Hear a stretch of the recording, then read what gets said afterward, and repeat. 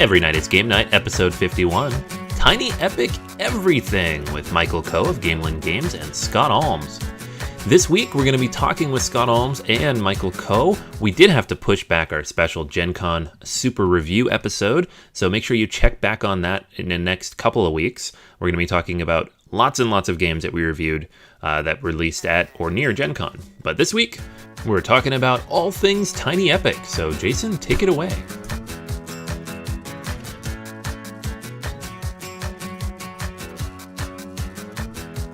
Yo, my peoples, what's up? Welcome to the ENGN Every Night is Game Night podcast. Today we have two extremely special guests, more of a roundtable that we have set up for you this week. We have a publisher and a designer who have worked together for a very, very long time, who have collaborated to give us a lot of the games that we enjoy. So please give a welcome to Michael Coe and Scott Almes. Welcome to the show, guys. Thanks a lot. It's awesome to be on. Yeah, thanks for having us. This is going to be great. Oh yeah, when we first I think I reached out to y'all individually, and it just kind of came together that to do a roundtable. You guys work together so well, and you've done it for so long. It just seemed like a natural thing to do. Sorry it took so long to coordinate and put together. I know we had certain dates planned, and we had to move it around and whatnot. But it's good to finally get together and do this. So glad it worked out. Hey, Gen Con, that can cover anything. I mean, that was a big thing that happened. Thank you guys for making time around that. So that's awesome. So first, let's get to Michael. So you are the founder and CEO of Gamelyn Games? That's right. All right. So maybe tell us a little bit about yourself and what led you to found Gamelyn.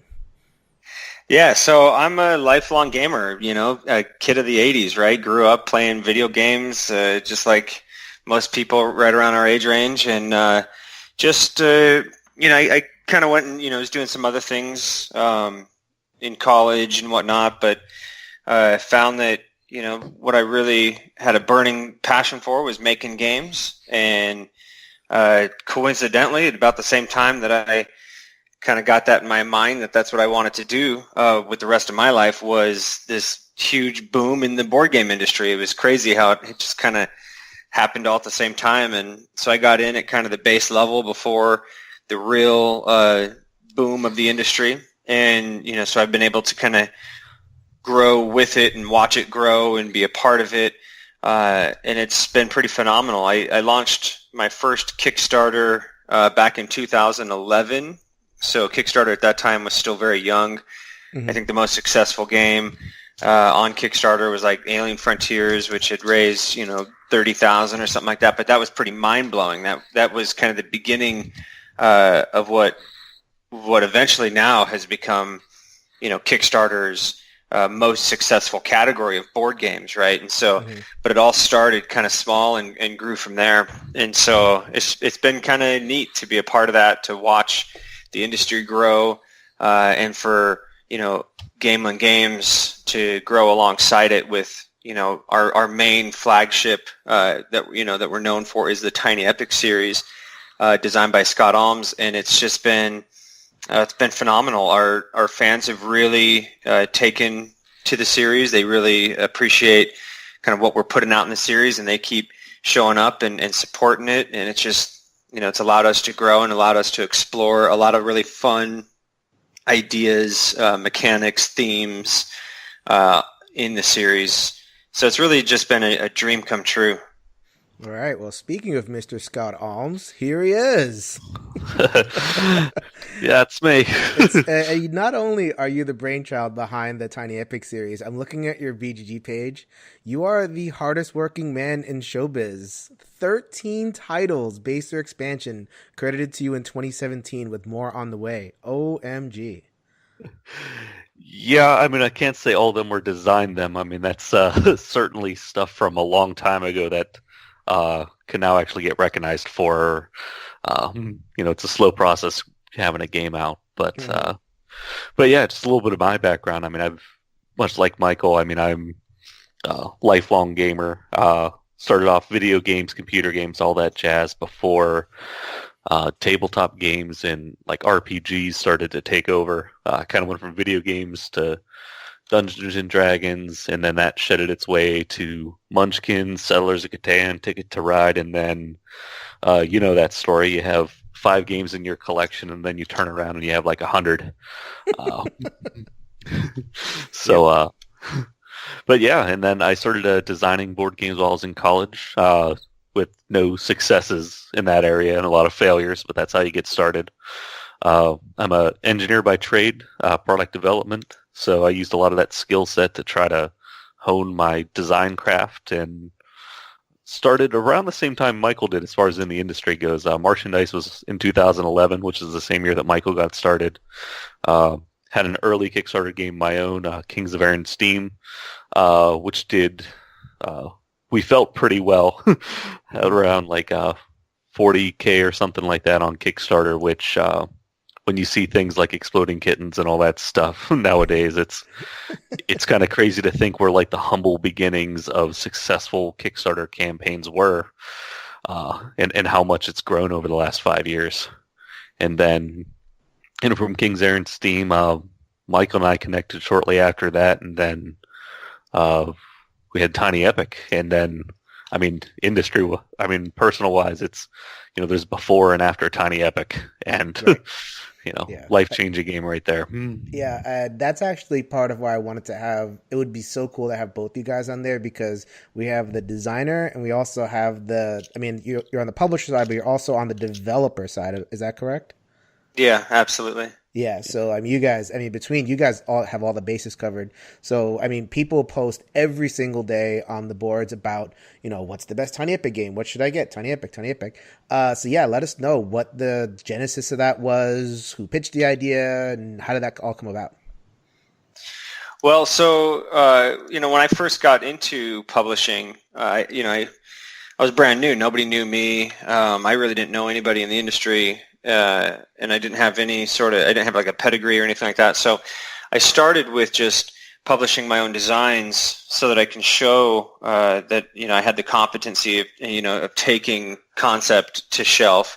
And I was able to, use Kickstarter as kind of the platform to get that going. And then after I had published a few of my own titles and had gotten them out to the world, and I was in some retail stores and whatnot, I reached out just on Twitter. I just, said, hey, want to get your game designed. We're taking submissions now. Shoot us an email. We'll go from there, right? It's just something like that. And I got a flood of emails that week. It's probably about, not like a flood really, but probably like 10, 12 different submissions. But one in particular really caught my attention because it was from Scott Almes, and I recognized his name because of Kings of Aaron Steam, where it was an airship game and whatnot. And I had just recently done an airship game as well called Fantasy Frontier. And, at that time, his was quite successful on Kickstarter. So it really kind of caught my attention. And I was kind of drawing comparisons with that and Fantasy Frontier. And so when I saw the email come through, I definitely perked up and I paid particular attention to it. And I printed this game out that night. It was a very awesome little game called Tiny Epic Planets.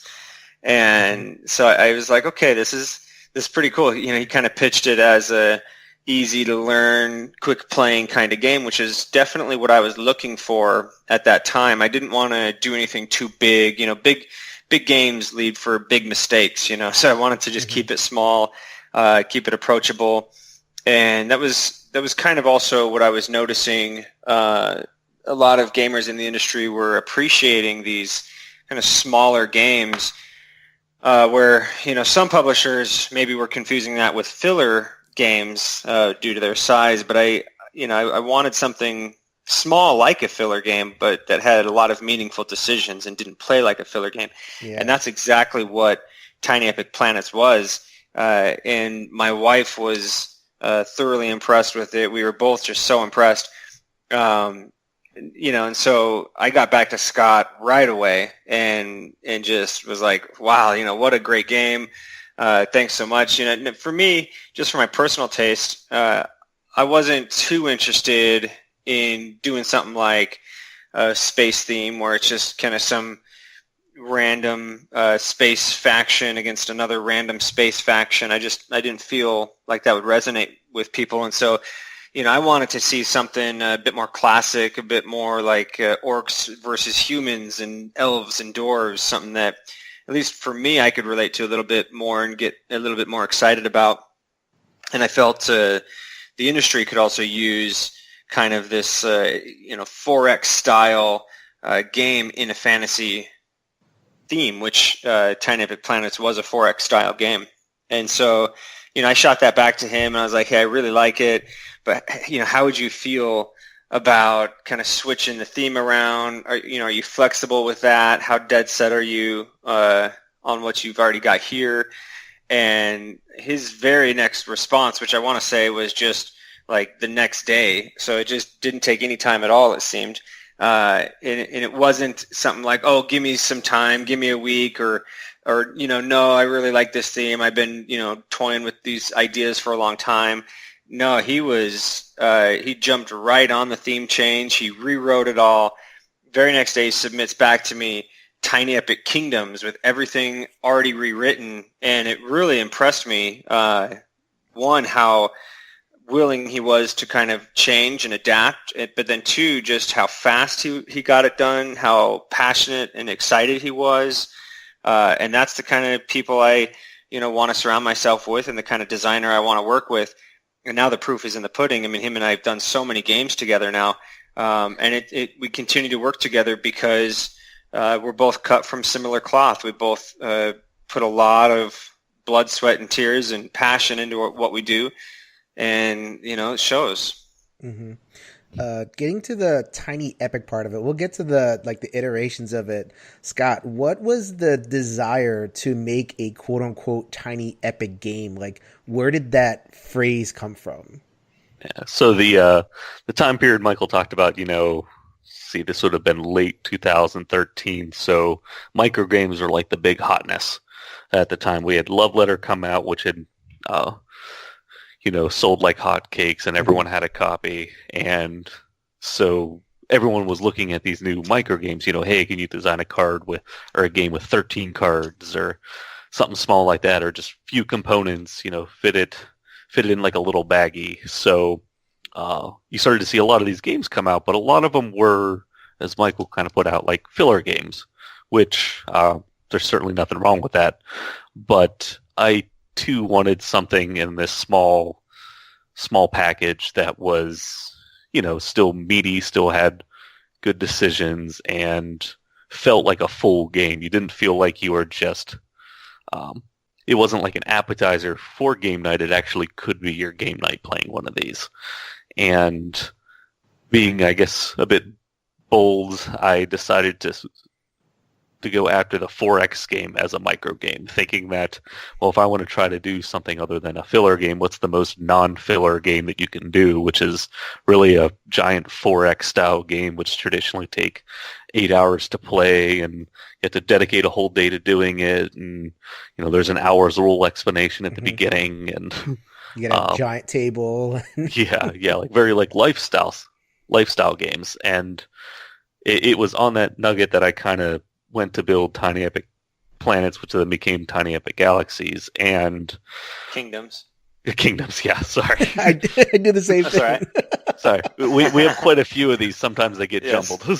So we did eventually circle back around to the space theme. Right. Yeah, I'll definitely get to that one in a second. To me, we did a big Tiny Epic kind of review maybe 6-7 months ago, and the way we talked about it was these games feel like science experiments, like a game design final project if there was a class in it, which I'm sure there's classes in it. Like how much game can I fit in how little a package? So like, is that kind of the spirit that you brought to the game? It's like, okay, how, like, not just like I'm going to make like a game, I'm going to pack the most game into this little tiny package. Was that animus, or was that just kind of came along the way? Yeah, I mean, that's a big part of it, is that we wanted to, pack as much game into that box as possible. And that's one thing that, finding Michael as a partner for this series is that it's been a passion for both of us because, life is busy. I mean, we both don't have nearly as much time for games as we want. So these kind of games suit our lifestyles. I mean, they're games that we want to play. And, we have the same passion for this series. And that's what really has been able to bring it to life. Mm-hmm. And I'll kind of add to that a little bit and say that, it's really, there's quite a bit more to it than just how much game can we pack into this box. Because we don't really take an approach of, all right, so we've got this huge game, let's just shrink the components until it fits in this box and then say go, right? Like there's a whole ideology about how approachable the game is, how easy the rule set is. They're all really pinned on kind of a very easy to wrap your mind around engine, but then as you play this simple engine, the layers of strategy just unfold, and then you get a big game. So there's really quite a craft to it that takes quite a bit of effort, and Scott really has a knack at that particular talent of making a big game feel like it's not a big game at first, but then when you're a round or two into it, you're like, holy smokes, there's so much more going on here than what initially met the eye. Yeah. Well, one thing I've definitely appreciated that Michael brings here is that, he talked about we're not just shrinking components. I mean, when we're not skimping out to get things into a small box here. I mean, if you've ever played one of our Tiny Epic games, I mean, the quality from the box itself down to each piece is, I mean, it's high end, where there's no corners cut to get it in that small box size. We're not just making a game as cheaply as possible or anything like that. I mean, it is a robust, high quality game that we can get there. And the box top always doubles as a dice tray where applicable. Very appreciated. Yes. I'll let you in on a little secret. Every box top doubles as a dice tray. All of them. Oh yeah, all of them do. But you actually say it. We just call it out. You actually say it. We're just the only ones that make it obvious. Mm-hmm. Yeah. Well, I like the fact also, along that, you also like print rules on it. You'll have like little variants or like you actually use everything, right? It's not just, the stuff in the box. Before we get into the games themselves, I have heard by way of, I guess a little pushback in terms of the Tiny Epic thing. You've expanded a number of these games. So you've expanded Tiny Epic Kingdoms with Hero's Call. You've expanded Tiny Epic Galaxies with Beyond the Black. We have Tiny Epic Defenders expansion coming up, which is we'll talk about that towards the end. After a point, they're not tiny anymore, So like they're these big things, like the broads, like you kind of stick it in your pocket and go. Like with the expansions, you can't really stick them in your pocket anymore. And once you get to that point, why not just make it a bigger game? Why not just make the components, where you can actually hold them? Some people have like trouble holding the little spaceships or the little cubes or whatever. So have you encountered that, and have you considered making these games a little bit bigger? We would rather you buy cargo pants than us make the games bigger, because then you can fit fit multiple games in your pockets. Okay. No, part of that is the size consistency, how it looks on your shelf, but that's not to say that we're not exploring bigger games. For people that have followed Gamelyn Games, they know now that we have in the works this gigantic game called Heroes of Land, Air, and Sea, where it's, I think the volume is like 16 Tiny Epics could fit inside this. I mean, so it's huge, right? So we're on both ends now, extreme ends of the spectrum of tiny games and large games. But in terms of Tiny Epic, form factor and consistency in the form factor is something that we put a lot of value on. And we want, when you have a shelf dedicated to your Tiny Epic games, we want that to look neat and orderly and for them all to be the same size. And that's just so satisfying to, certain certain OCD people like myself. I just like to have it all just so neat and orderly, and so I don't want to make them in bigger boxes. Mm-hmm. Do you have any thoughts about that, Scott, or just Yeah, I mean, it's, yeah, definitely echoing what he says. I mean, we definitely want to keep with the same form factor. And even if you do get an expansion, it's just taking up a lot less space on your shelf than a comparably priced box would be. And you still get more gameplay, I think. But I mean, we still want these games to be travel friendly. I mean, you can take Galaxies and Beyond the Black on any trip you want. It's not hard to fit in the bag at all, but you still can't put Ticket to Ride on a carry-on. Yep.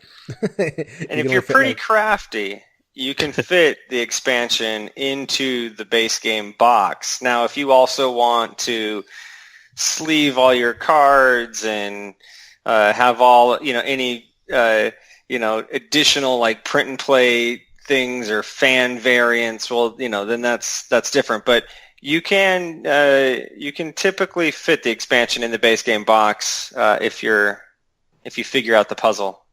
Mm-hmm. All right, so let's get into the games themselves. I can hear the people saying, "Jason, let's talk about games." Tiny Epic Galaxies, I would say, is the one that really pops for people. Like whenever that aforementioned thread comes up, which Tiny Epic game, it's always Galaxies, which is ironic because that was the game that I was like, space. Let's do fantasy. So could you tell us a little bit about, first of all, tell us a little bit about how it developed in terms of getting it back into space, and then maybe talk about, what you're hearing about reception and how the game's been received. Yeah, I mean, as far as like where we decided to take the series after Kingdoms, Michael and I definitely had a heart-to-heart conversation about how we see this going, since our Kingdoms campaign went above and beyond what we thought. We realized we had something special on our hands, and we worked well together, and we kind of looked at each other and said, where do we go from here? And from that point on, I mean, we were on the same page as far as we wanted to continue this series, making it each game be unique, try out different mechanics, different themes. For example, Kingdoms, the 4X style game was followed up by Defenders, which is a cooperative style game. And then Galaxies came after that, which was a new theme going into sci-fi. We didn't want it just to be a fantasy series. We wanted to continue to explore all kinds of different genres. And we have the dice action selection for that. And just going from there. Galaxies was certainly one of the toughest ones because it was started development clean after Kingdoms and Defenders had come out, and just being nervous as heck about trying to follow up those successful titles. But I think the nervousness of trying to consistently outdo ourselves ended up with, at the moment, I think our most well-received title, but I will say Tiny Epic Quest is getting a lot of good buzz as well. Mm-hmm. Mm-hmm. Yeah, Tiny Epic Galaxies, a lot of people really like space, for one. There's, it's hard to say whether or not space is a more popular theme than fantasy, but I'd probably lean to saying it is. And so that kind of helped Galaxies. But also, cooperative games are not necessarily everybody's preferred style game, and neither are 4X games because of how much take that elements they have. And so when we did Galaxies, it was kind of a high luck, high strategy, dice allocation. It doesn't have a lot of direct conflict, but yet it does have a lot of interaction with other players, with the following mechanic and things of that nature.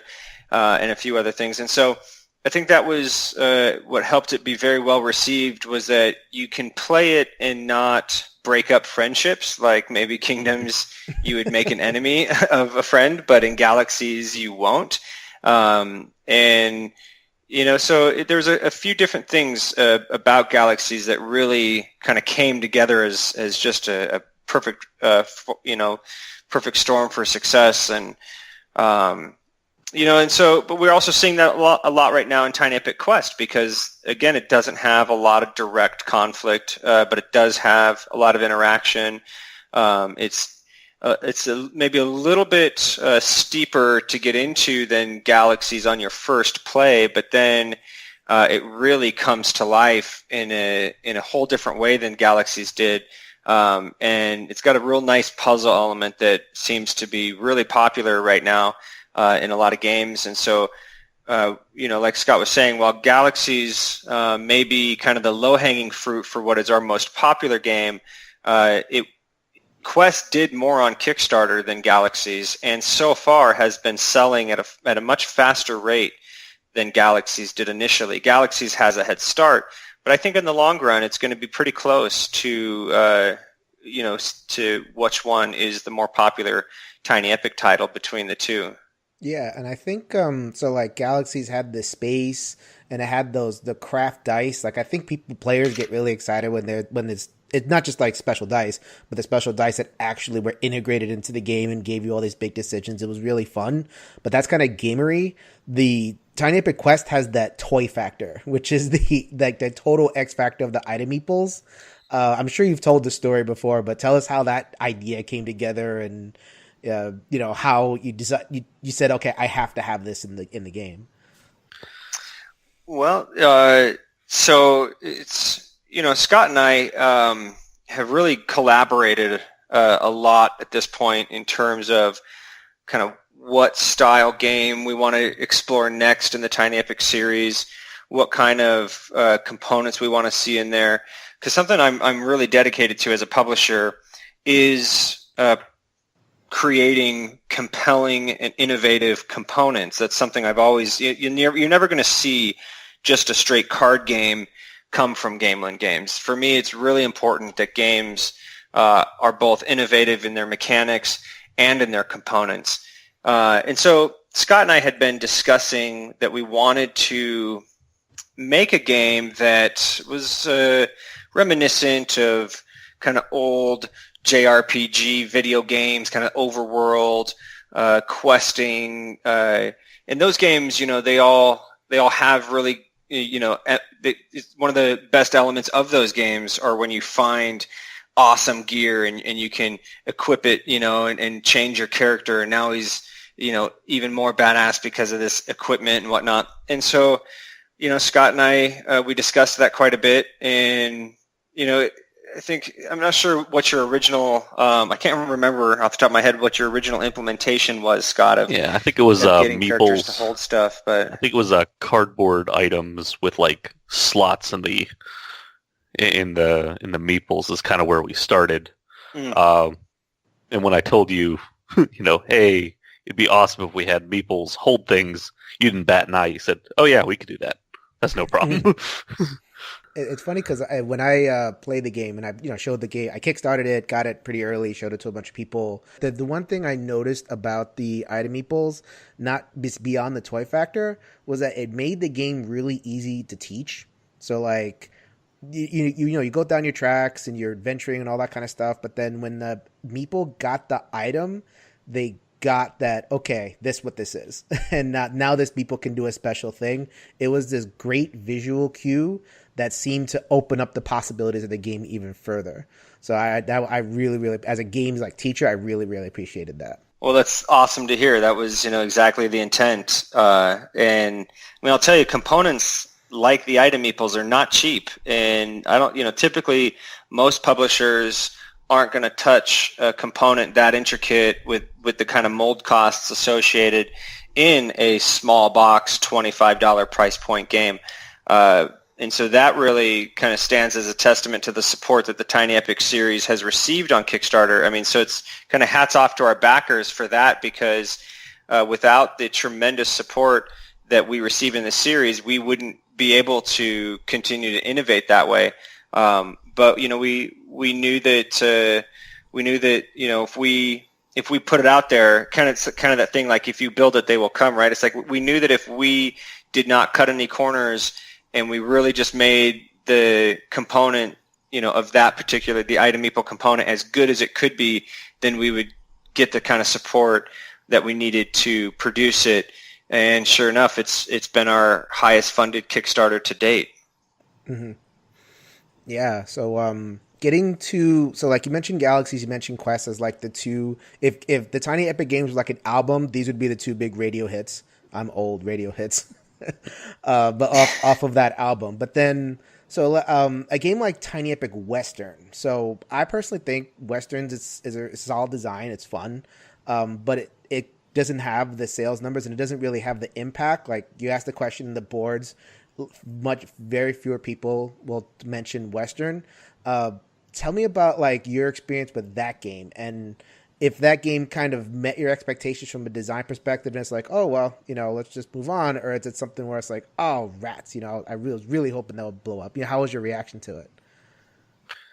Yeah, I mean, it's so one of our just design goals is to create, tiny epics in every different genre and for different kinds of gamers. And there certainly might not be as many people who say Western's their number one game, but there are sort of a very large amount that still do.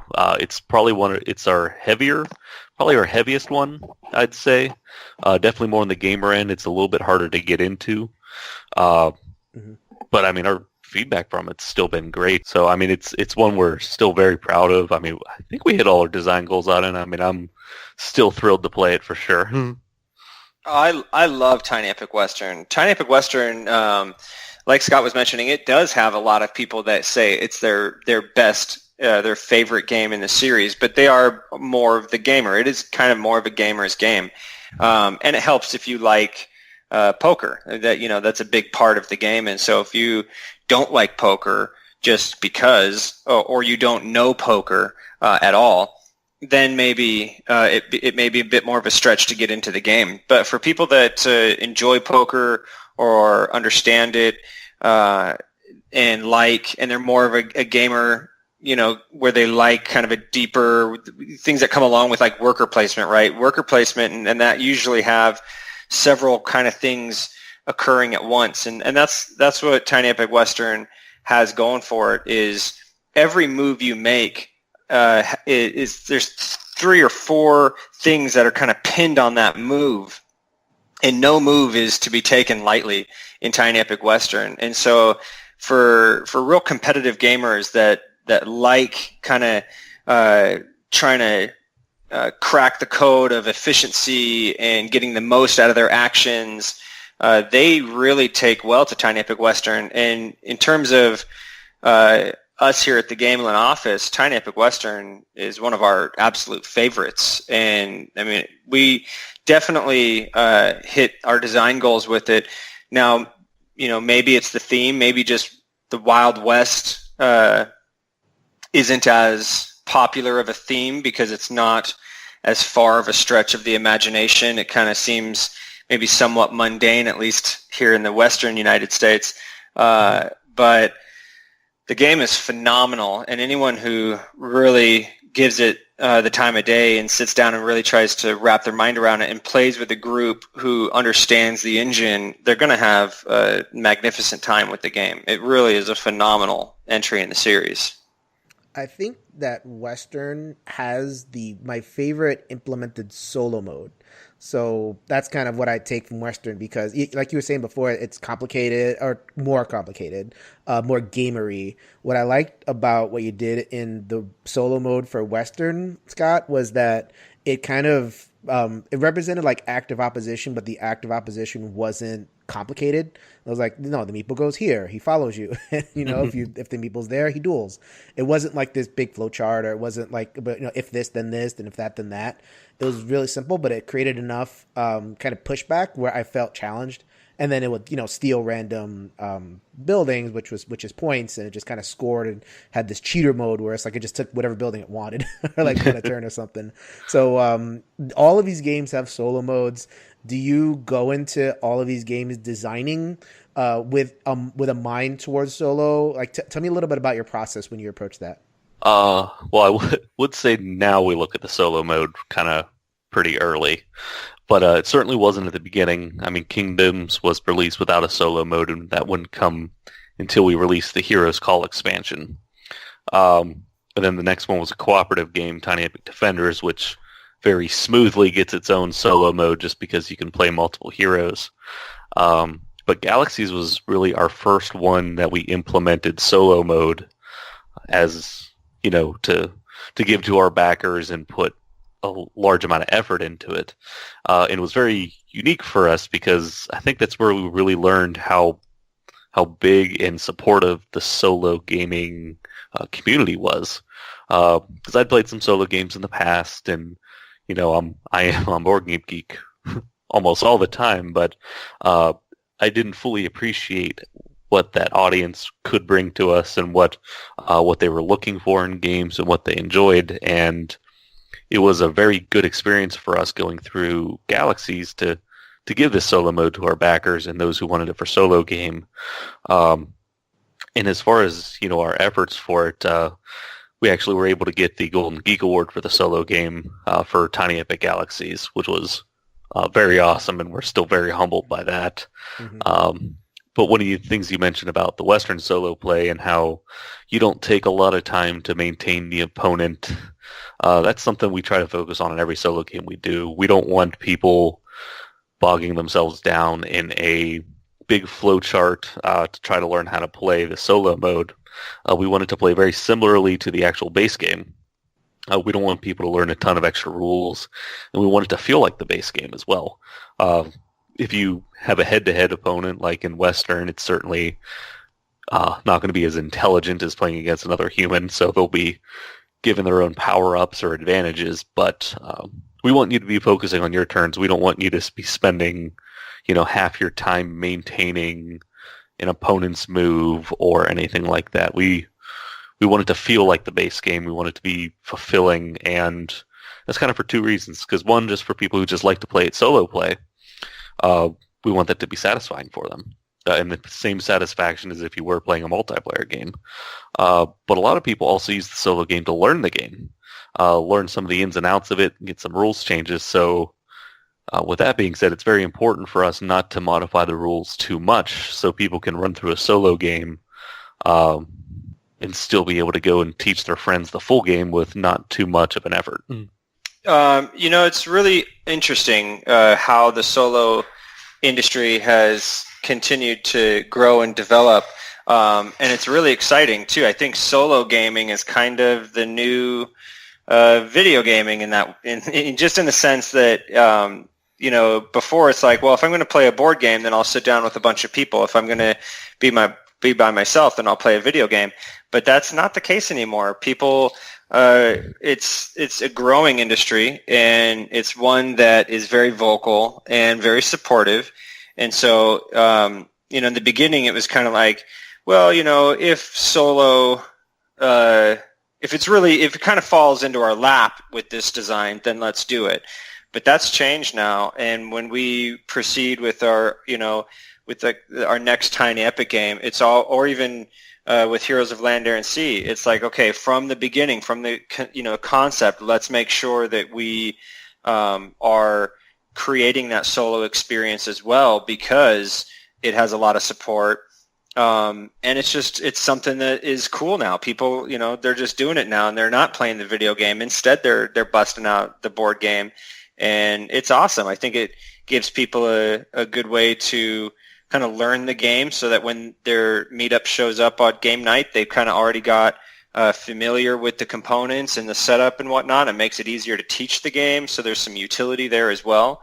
So I think it's a very cool thing that's kind of growing in the industry, and we're going to keep serving it, and we're going to keep catering to that. So last thing, in terms of the Tiny Epic stuff, Tiny Epic does not end. We have Tiny Epic Defenders Dark War that is coming soon. So you want to care to give us a little bit of a preview? Yeah, take it away, Scott. Yeah, all right. So Tiny Epic Defenders The Dark War is going to be coming out soon, and it's first off, it's going to give you more of what you love. It's going to give you more Tiny Epic foes. It's going to give you more dire enemies. It's going to give you more heroes to play with. But it's also going to add some pretty cool twists. It's going to offer a 3-game campaign mode that's going to be pretty stellar, where the regions can actually change between games, some being good and some being bad. It has a skill system where you're actually going to be able to gain some experience points and unleash some powerful skills to give you some bonuses in battle, as well as just trying to defend the regions around. One thing that we kind of let slip today is that we're going to have item meeples in it as well. What? So I caught my attention. What? yeah. So and that's part of the kind of revamp of both the base game and the expansion as well. We're redoing the art top bottom. We're redoing a lot of the, for example, the epic foes to make them more compelling. We're just making it top to bottom we're very happy with how the game was before, but we're putting a nice tiny epic shine on the whole package, and it's really turning into something special. So we're really excited about it. There's been a little bit of pushback in the community because Tiny Epic Defenders I guess we'll call it first edition at this point. That didn't come out that long ago, and the first question people asked when this announcement was made, I mean, besides like, oh my God, how awesome, I'm signing up day one. There was definitely a lot of that. But it's like they're saying, oh, what's going to happen to my first edition? Do I have to kickstart a whole bundle? So was that a concern when you were like going in looking at a complete overhaul of the game? We're always definitely aware of that, and we never take it lightly when we kind of update a game or change something that may outdate something that from us that somebody previously purchased. That's not something we take lightly at all. So but at the same time, Defenders was made at a time when Gamelyn Games didn't have as the kind of resources or even the kind of experience that we have now. We've grown a lot as a company in the amount of time between when Defenders came out and now. And I mean, things are happening so fast in the board game industry too. So it's like, yeah, in amount of like, if you just kind of like look at the years, sure, Defenders, it's 2.5 years old or so. It doesn't seem 3 years old or so. It doesn't seem like that long, but in an industry where there's like 100 new games coming out every month, like if we say, well, how many games have been released since Tiny Epic Defenders to now, right? And you're looking at like tens of thousands, if not 100,000 games have come out since, then it starts to seem like it's, been a lot longer, at least in terms of just kind of ideas and how games are innovating now.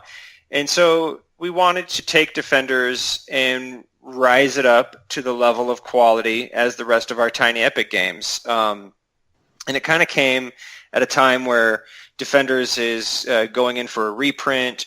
So it's like, do we just just kind of slap the new logo on this older box, or do we take this opportunity to make it a better game? Do we take this opportunity where we have some more resources, we could spend a little bit more time, we've heard some feedback, we could implement that feedback into making it a better game. And it's so hard to not want to do that as a content creator. It's so hard to just be like, we know it's good, but it could be better, but who cares about it, being better? Let's just put it out as it is, right? Like that's really hard for me to do. And so, I was chatting with Scott and I was like, I really think we ought to take this time and implement some of the feedback we got on the first print run. We should put a little bit more money and resources into making it really stand out and be just a beautiful game so that it gets the attention it deserves. And so the new art by Ian Rosenthaler is just phenomenal. And I was playing the game today and I put out a picture on Twitter, but anytime I get the new art and to the table and I play the game again, it's just so different. It's so beautiful.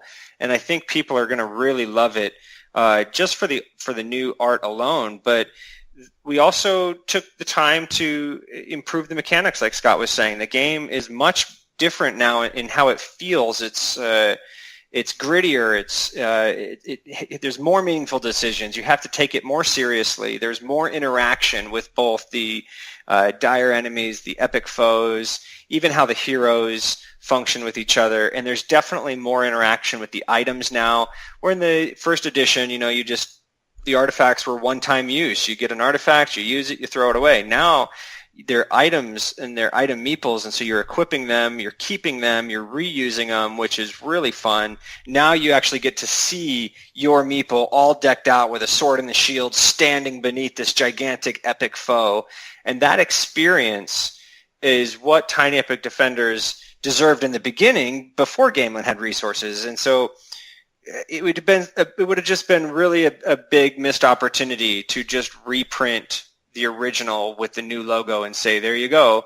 Because again, it's never been about like the money, right? Like we could have just put it out there and sold a few more copies and collected some money, but instead we poured a bunch more money into it because it's about the content, and we want to produce games that are as good as they can possibly be. And if there's ever something that I feel where the game could be better, to me, it'd be a shame to not make the game better. And so that's what we're doing. And, and for the people who bought the original game, we're going to offer on our Kickstarter a discounted reward tier for those backers, which, I'd be surprised if any other publishers would do something like that. But we love our backers. We take it seriously that, that they, work hard for their money, and they buy these games, and they kind of put trust that these games are going to keep their value. And so, we don't want to be stepping on people's toes and being disrespectful in that way. So we're going to throw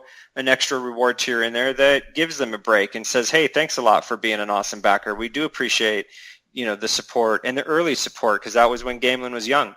And so, we're going to bundle that together and help them save a little bit of money. And I tell you, once this hits people's tables with the new mechanics, the new art, the item meeples, there won't be any complaints or any question about why we changed it and updated it the way we did. People are just going to be thankful about it because it's so much better this way. All right, so that is our journey through Tiny Epic Everything. Thank you so much, guys. Absolutely, my pleasure. Yeah, happy to be here, man.